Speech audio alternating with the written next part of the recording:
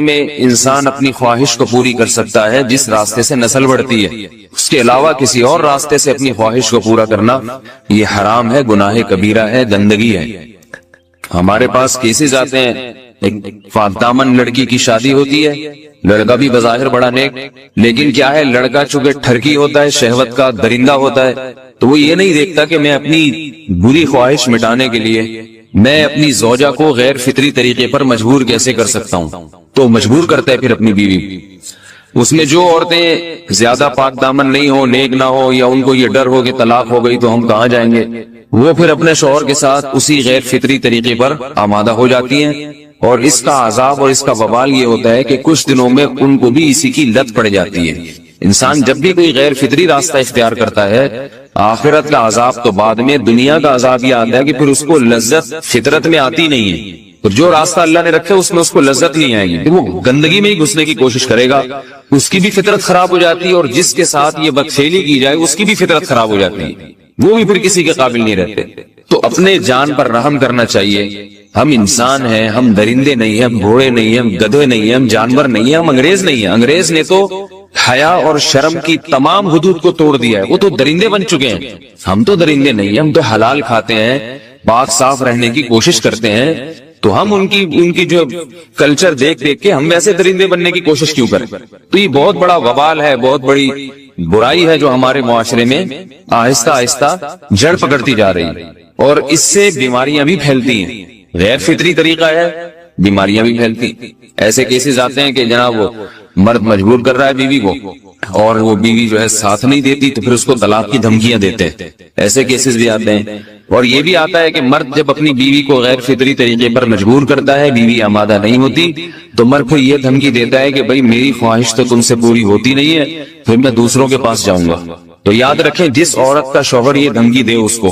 کہ میں زنا کروں گا اگر تم نے میری خواہش پوری نہیں کی غیر فطری طریقے سے، تو عورت اپنے شوہر سے کہہ دے کہ جاؤ تم کہیں اور جا کے منہ کالا کرو،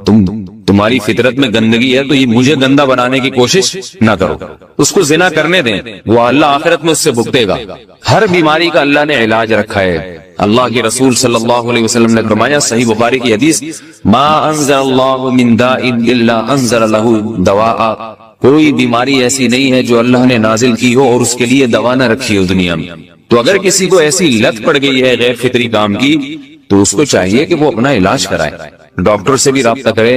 اور سب سے بڑا علاج یہ کہ کچھ وقت صبر کرے گا، چھوڑ دے گا کچھ عرصے کے لیے، تو خود بخود آہستہ آہستہ صحیح ہو جائے گا۔ ایک آدمی شراب کا عادی ہے، ایک علاج تو یہ کہ ڈاکٹروں سے رابطہ کرے، بہتر علاج کے چھوڑ دے، کتنے دن تڑپے گا؟ ایک دن، دو دن، تین دن، چار دن، ایک ہفتہ، دو ہفتہ، بہت زیادہ سال ہو جائے گا نا، اس کے بعد خود بخود ٹھیک ہو جائے گا۔ سگریٹ کا عادی ہے، چھوڑ دے گا، تو کتنے لوگ ہم نے دیکھے ہیں دن میں 20 سگریٹ پیتے تھے، چھوڑنے پر آئے تو بالکل ایک دم چھوڑ دی انہوں نے، آہستہ آہستہ کر کے چھوڑ دی، لیکن تکلیف ہوئی مگر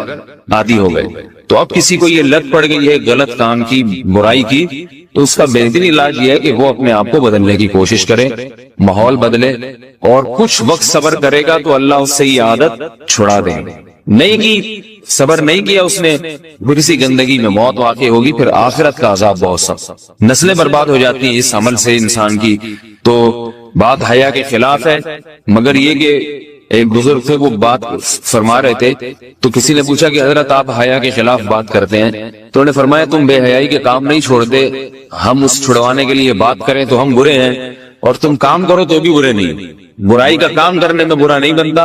اور برائی کے خلاف بولنے والا برا بن جاتا ہے کہ دیکھو یہ کیسی باتیں کر رہے ہیں۔ تو وہی باتیں ہیں، اس لیے ہیں کہ یہ معاشرے میں یہ برائی پھیلتی چلی جائے گی، اور یہ ہماری اپنا کلچر نہیں ہے، یہ امپورٹ ہو رہا ہے باہر سے، یہ امپورٹ ہو رہا ہے، یہ وہاں میڈیا کے ذریعے آ رہا ہے۔ تو وہ چیزیں دیکھا نہ کریں اور ان لوگوں سے دور رہا کریں۔ ہمیں تو دین کا داعی ہو کے ان کو ہدایت پر لانا تھا، بجائے ہم